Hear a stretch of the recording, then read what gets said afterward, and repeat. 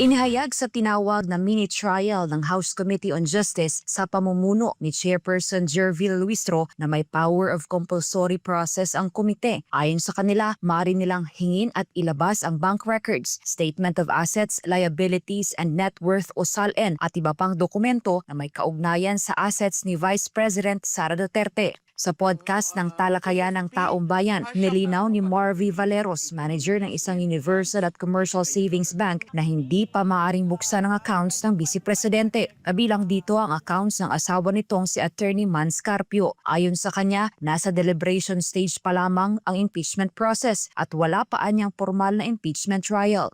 At this stage kasi of the impeachment, if I'm not mistaken, we're only on deliberating the impeachment, no?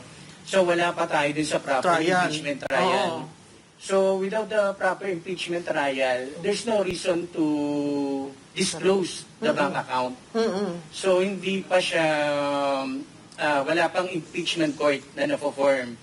Dahil dito, sinabi niyang wala pang sapat na legal na basihan para ilabas ang bank records ng sinumang individual na iniuugnay sa kaso. Kung pipilitin niya na buksan ang mga bank accounts sa ganitong yugto, ito ay may tuturing na fishing expedition. Ibig sabihin, naghahanap lamang ng posibleng ebidensya kahit wala pang malinaw na basihan. Ipinaliwanag din ni Valeros na kung uutusan ng House Committee on Justice ang isang bangko sa pamamagitan ng sabina na maglabas ng bank records ng walang sapat na legal basis, maaring managot sa batas ang bank officer na susunod dito. Ito ay dahil sa paglabag sa Bank Secrecy Law.